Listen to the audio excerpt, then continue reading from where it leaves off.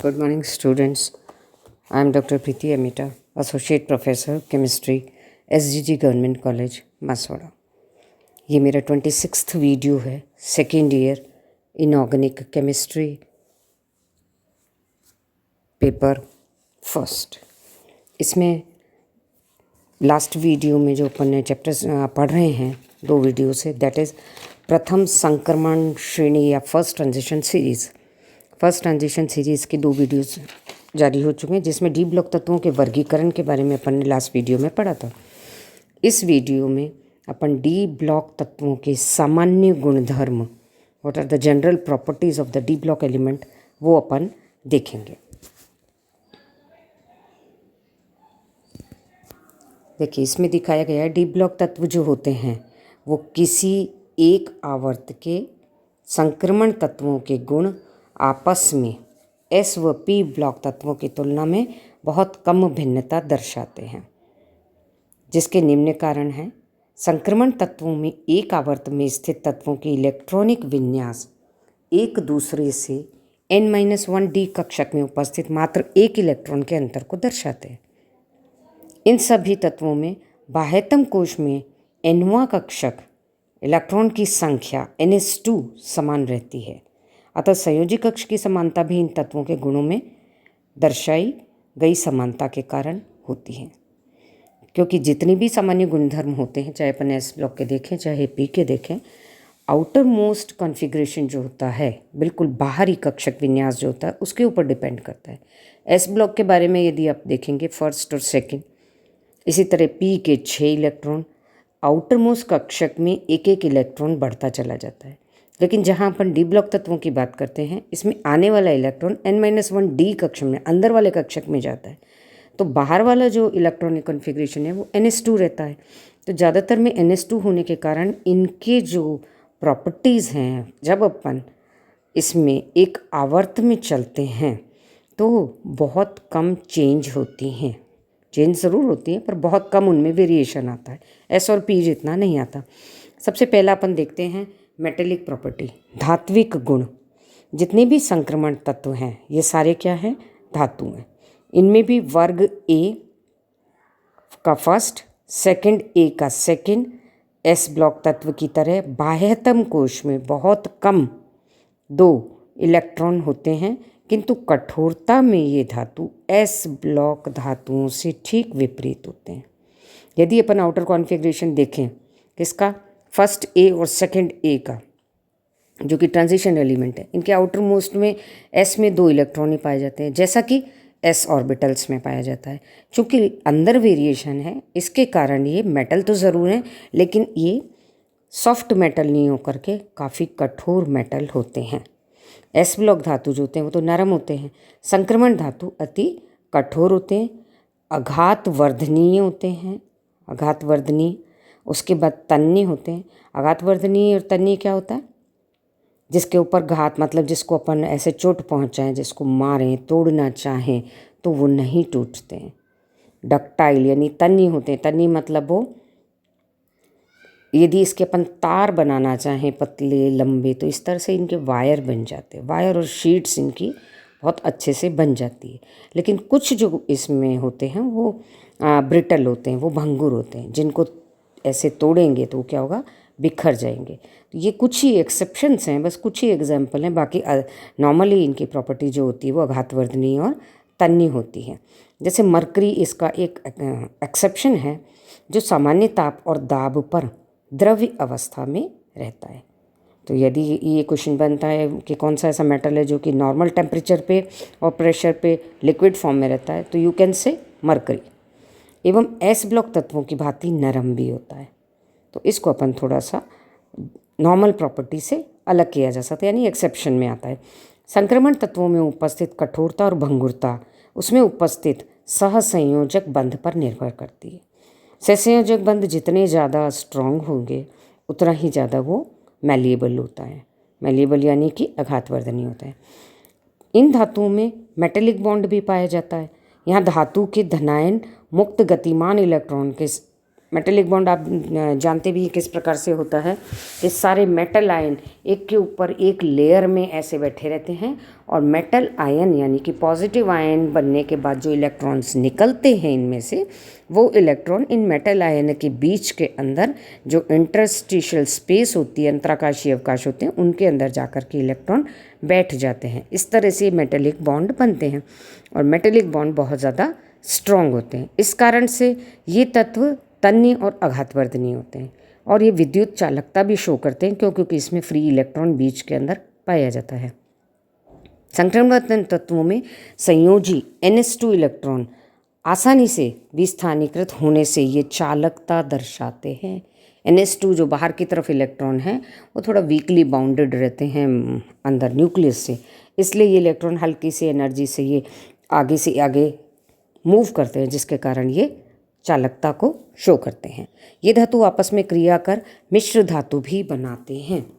ये धातु आपस में ही मिलते हैं, जैसे कॉपर जिंक ले लो आप, इस तरह से मिल करके मेटल आपस में क्रिया मिक्स होकर के एलॉय यानी मिश्र धातु बनाते हैं। ये धातु विद्युत धनी गुण रखती हैं, अर्थात शीघ्रता से इलेक्ट्रॉन निकाल करके धनायन में परिणत हो जाती हैं। ये तत्व संकुलन की तीनों संरचनाओं में पाए जाते हैं। इनकी संरचना किस किस तरह की होती है? फलक, केंद्रित, घन, संकुलन, षटकोणीय, निबिड, संकुलन। ये सारे आपने फर्स्ट ईयर में पढ़ रखा है। उसमें ये डिफरेंट टाइप ऑफ लैटिस होते हैं, उसमें जालक जिसको बोला जाता है। तो 3 तरह के जालक है, तीनों ये शो करती हैं। फेस सेंटर्ड क्यूबिक यानी कि हर घन के केंद्र में एक दूसरा आयन होना। षटकोणीय निबिड, षटकोण रूप में जो क्लोज पैक होता है वो स्ट्रक्चर भी होता है। काय केंद्रित घनीय यानी कि एक घन के बिल्कुल सेंटर में खाली एक ही होना अंदर बॉडी के अंदर, तो काय ये इस तरह का BCC टाइप के भी ज्योमेट्री ये क्रिस्टल लैटिस जो है ये शो करती हैं। अब देखिए बॉडी सेंटर्ड क्यूबिक जो होता है उसमें क्या होता है? क्यूब होता है, एक घन होता है, घन के बीच में पाया जाता है। इन तत्वों में उपस्थित विद्युत धनी गुण आवर्त में यदि अपन बाएं से दाएं जाएंगे तो घटता है। विद्युत धनी क्या होता है? घटता है।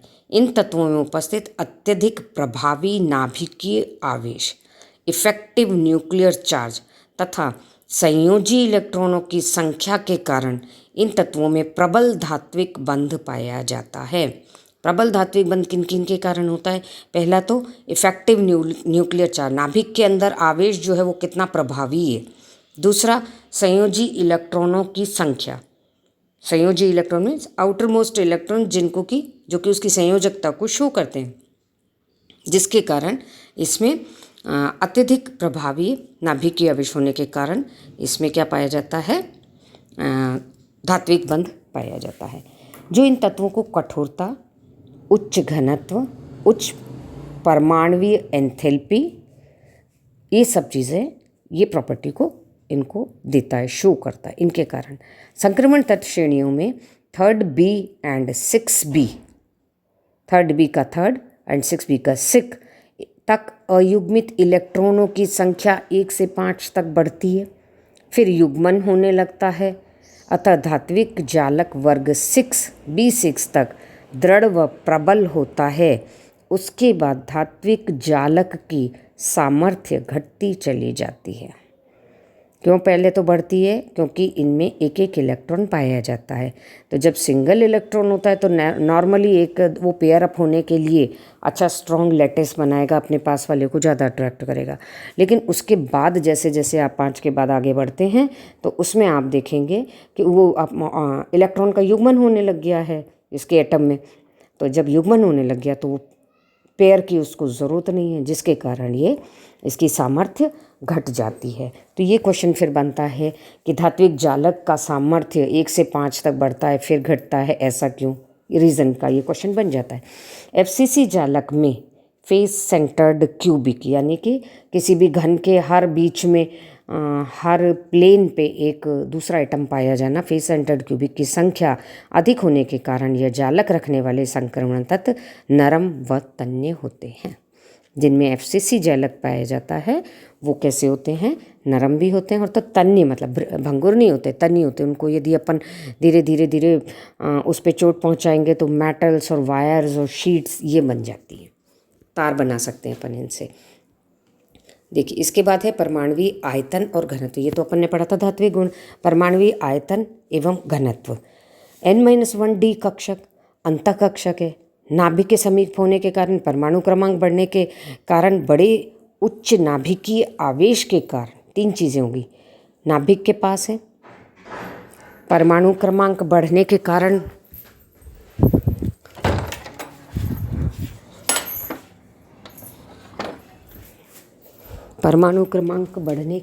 इसमें, और तीसरा रीज़न जो है वो है इसका परमाणु नाभिकीय आकर्षण महसूस करते हैं। इलेक्ट्रॉन अत्यधिक नाभिकीय आकर्षण महसूस करेगा, जिससे आकार व परमाणुवीय आयतन में कमी आती चली जाती। इसके अलावा S व P ब्लॉक तत्वों की तुलना में संक्रमण तत्वों की धात्विक त्रिज्या जो है वो कम होती है। परमाणु निकटतम संकुलित होते हैं, काफ़ी पैक्ड होते हैं, मतलब उच्च परमाणु भार के कारण भी डी ब्लॉक तत्वों का परमाणुवीय आयतन कम होता है। परमाणुवीय भार ज़्यादा है तो परमाणुवीय आयतन अपने आप कम हो जाएगा। आवर्त सारणी में बाएं से दाएं यदि अपन जाते हैं, संक्रमण तत्वों का परमाणुवीय आयतन घटता जाता है। जैसे जैसे अपन लेफ्ट से राइट जाएंगे तो परमाणुवीय आयतन क्या होगा, घटता चला जाएगा। यानी कि जालक का जो सामर्थ्य, टाइटनेस है, जो क्लोजेस्ट है, एटम ज़्यादा पास होते, वो तो बढ़ता चला जाता है। बढ़ता जाने के कारण परमाणुवीय आयतन इसका कम होता जाएगा। परमाणुवीय आयतन कम होने के कारण क्या होता है, इसका घनत्व बढ़ता चला जाता है। जैसा कि मानते हैं अपन, घनत्व इज इक्वल टू द्रव्यमान अपॉन आयतन, अतः घनत्व परमाणुवीय आयतन के व्युत्क्रमानुपाती हो गया। तो यदि अपन लेफ्ट से राइट की तरफ जाएंगे, यदि परमाणुवीय आयतन कम हो रहा है तो नेचुरली घनत्व उसका बढ़ रहा है। आवर्त सारणी में बाएं से दाएं जाने पर परमाणुवीय आयतन कम होता है। इस कारण ये तत्वों के घनत्व बाएं से दाएं बढ़ते हैं। डी ब्लॉक तत्वों के घनत्व S व P ब्लॉक तत्वों की तुलना में बहुत अधिक होते हैं, क्योंकि इनमें अंदर एक्स्ट्रा ऑर्बिटल N-1D ऑर्बिटल पाया जाता है। इसमें नंबर ऑफ इलेक्ट्रॉन्स बढ़ जाते हैं और वो कम स्पेस में जालक बनाते हैं। इसके कारण इनका क्या होता है, S और P के कारण इनका के कंपैरिजन में इनका घनत्व काफ़ी ज़्यादा होता है। इसी तरह देखिए आप स्कैंडियम का एग्जांपल दे रखा है। स्कैंडियम, टाइटेनियम से इट्रिबियम तक 3.01 से लेके 4.47 को छोड़कर, स्कैंडियम, टाइटेनियम और इट्रिबियम को, शेष सभी संक्रमण तत्वों के घनत्व 5 ग्राम प्रति सेंटीमीटर घन से अधिक पाए जाते हैं। स्कैंडियम, टाइटेनियम और इट्रिबियम, ये 3 को आप छोड़ दीजिए, उसके बाद आप देखेंगे बाकी के रिमेनिंग जितने भी उन सब का कितना पाया जाता है, 5 ग्राम प्रति घन सेंटीमीटर पाया जाता है। घनत्व की यूनिट क्या होती है, ग्राम पर सेंटीमीटर क्यूब। अत्यधिक प्रबल धात्विक बंध व निकटतम संकुलन की उपस्थिति भी उच्च घनत्व के लिए उत्तरदायित्व है। तो अब आप देखिए उच्च घनत्व के लिए कितनी सारी चीज़ें इसमें फैक्टर्स काम में लिए गए हैं। प्रबल धात्विक बंध, निकटतम संकुलन, उसके बाद उच्च परमाणु भार, परमाणु निकटतम संकुलित, धात्विक त्रिज्या, ये सारी चीज़ें फैक्टर्स जो होते हैं वो परमाणुवीय आयतन व घनत्व सभी को इफ़ेक्ट करते हैं। यदि अपन ऑस्मियम के घनत्व की बात करें, जिसका सबसे ज़्यादा घनत्व होता है 22.60 प्रति सेंटीमीटर, ग्राम प्रति सेंटीमीटर क्यूब, सबसे ज़्यादा घनत्व डेंसिटी किसकी होती है, ऑस्मियम की, 22.60 gram. That is again the question of 1 line, एक लाइन के जो क्वेश्चन आते हैं उसमें आएगा। किसी वर्ग में नीचे की तरफ जाने पर, ही तो अपन लेफ्ट से राइट जा रहे थे, अब नीचे की तरफ जाने पर भी घनत्व इसमें बढ़ता है, चूँकि लेंथेनाइड संकुचन के कारण द्वितीय तृतीय संक्रमण श्रेणियों का आकार लगभग समान है, किंतु परमाणु भार अत्यधिक है। क्यों? क्योंकि इसमें से 14 एलिमेंट्स लेंथेनाइड और एक्टिनाइड हैं इसमें, इस कारण घनत्व वर्ग से नीचे जाने पर बढ़ता है। तृतीय संक्रमण श्रेणी तत्वों के घनत्व द्वितीय संक्रमण श्रेणी के तत्वों के लगभग दुगने होते हैं। इस तरह से जैसे जैसे आप ऊपर से नीचे जाएंगे इसका घनत्व बढ़ता जाता है। आवर्त में संक्रमण तत्वों का घनत्व 8, 9, 10 तक जाने पर बढ़ता है, उसके बाद घटने लग जाता है। आगे देखिए एटॉमिक रेडियस, परमाणुवीय त्रिज्या। परमाणविक त्रिज्या क्या होता है? धात्विक परमाणु की त्रिज्या। धात्विक एवं सहसंयोजक त्रिज्या। परमाणु की त्रिज्या दो प्रकार से निकाली जाती है। बॉन्ड देखते हैं, मेटालिक बॉन्ड है या सहसंयोजक बंध है, फिर उनके दोनों के न्यूक्लियस का डिस्टेंस निकाल के उसका हाफ करते हैं, इस तरह से निकालते हैं। तो धात्विक बंध भी देखा जा सकता है और सहसंयोजक बंध भी देखा जा सकता है। धात्विक तथा सहसंयोजक त्रिज्या संक्रमण तत्वों की परमाणुवीय त्रिज्याओं का यदि हम अवलोकन करते हैं तो हम देखते हैं कि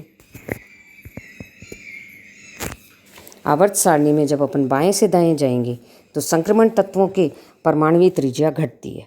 जैसे जैसे परमाणु क्रमांक बढ़ेगा वैसे वैसे नाभिकीय आवेश में वृद्धि होती जाती है। बढ़ा हुआ नाभिकीय आवेश इलेक्ट्रॉन को अपनी ओर ज़्यादा आकर्षित करता है, जिससे परमाणु का आकार सिकुड़ता है और परमाणुवीय त्रिज्या के मान में कमी आती जाती है। इस क्रम में कुछ अपवाद हैं, जैसे कि क्रोमियम, कॉपर। यहाँ तक के तत्वों की परमाणुवीय त्रिज्या घटती नहीं है, वरन इन दो की लगभग समान रहती है। क्यों? इसका कारण ये है कि शुरुआत में तो क्या होता है, आवर्त में हम बाएं से दाएं बढ़ते तो बढ़ा हुआ नाभिकीय आवेश इलेक्ट्रॉन को आकर्षित करके त्रिज्या में कमी लाता है, किंतु जैसे जैसे अपन 3D कक्षक में इलेक्ट्रॉनों की संख्या बढ़ती चली जाती है, वे 4s कक्षकों को परिरक्षित करने लग जाते हैं, जिससे बाह्य संयोजी 4s इलेक्ट्रॉन पर नाभिकीय आकर्षण कम महसूस होता है और क्रोमियम से कॉपर जाने पर 3D कक्षक में इलेक्ट्रॉनों की संख्या बढ़ती है। 4s कक्षकों का परिरक्षण प्रभाव भी बढ़ता है, जिसके फलस्वरूप आकार में कमी संभव नहीं हो पाती है। अतः नाभिकीय आकर्षण व परिरक्षण प्रभाव दोनों विपरीत दिशा में कार्य करने लग जाते हैं। इस तरह अब इस परिरक्षण प्रभाव देखिए क्या होता है। अब ये पहले तो क्या होता है, शुरू में इसमें इलेक्ट्रॉन बढ़ते चले जाते हैं तो धीरे धीरे धीरे अट्रैक्शन, सेम कक्षक में यदि इलेक्ट्रॉन बढ़ रहे हैं और न्यूक्लियस में प्रोटॉन्स बढ़ रहे हैं तो अट्रैक्शन धीरे धीरे बढ़ता चला जाता है n-1d कक्षक पे, और धीरे धीरे धीरे धीरे क्या होता है, साइज़ कम होता चला जाता है जब अपन किसी लेफ़्ट से राइट जाते हैं तो। लेकिन आधे होने के बाद उसके बाद क्या होता है, जब अपन बहुत, क्योंकि डी कक्षक मतलब 10 इलेक्ट्रॉन्स है तो 5-6 इलेक्ट्रॉन तक तो ये चलता है, लेकिन जैसे ही आप और ज़्यादा हायर इलेक्ट्रॉन जैसे जैसे आप डालते चले जाएंगे तो अंदर वाले जो इलेक्ट्रॉन जो डी कक्षक में बढ़ते चले जा रहे हैं, ये डी कक्षक वाले इलेक्ट्रॉन न्यूक्लियस से तो आकर्षित होंगे, यानी कि साइज़ कम होना चाहिए, लेकिन जो बाहरी 4s कक्षक हैं उनको रिपेल करेंगे, और जब वो उनको रिपेल करेंगे तो वो बाहर की तरफ धक्का बढ़ेगा, यानी कि एक्सटर्नल साइज़ कहाँ से देखी जाती है, 4s कक्षक से। अतः उसके आगे जाने पर परिरक्षण प्रभाव, बाहर का रिपेल करना क्या कहलाता है, परिरक्षण प्रभाव। इसके कारण 4s कक्षक धीरे धीरे थोड़ा दूर होता चला जाता है तो वापस क्या हो जाता है, लास्ट में आकार में कमी नहीं हो पाती है। किसके कारण? परिरक्षण प्रभाव के कारण। किसी आवर्त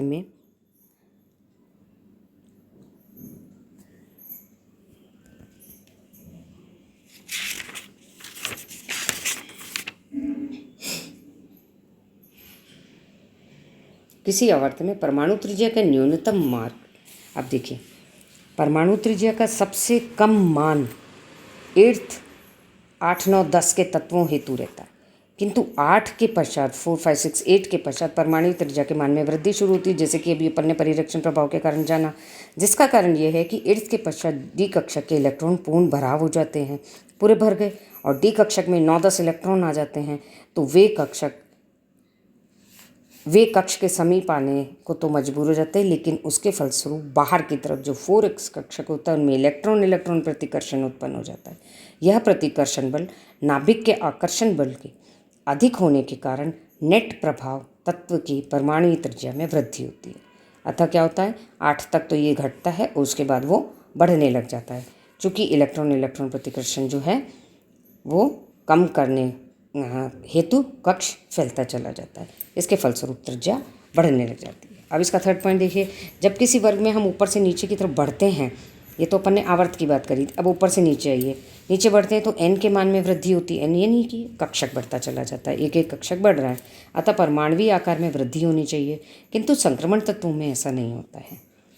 पहली संक्रमण श्रेणी में दूसरी संक्रमण श्रेणी तक परमाणुवीय त्रिज्या बढ़ती है, किंतु द्वितीय से तृतीय में परमाणुवीय त्रिज्या लगभग समान रहती है। इसका कारण लेंथेनाइट संकोचन है। तृतीय संक्रमण श्रेणी में लेंथेनाइट 57 लेंथेनम के पश्चात मध्य में 4f ब्लॉक तत्व हैं।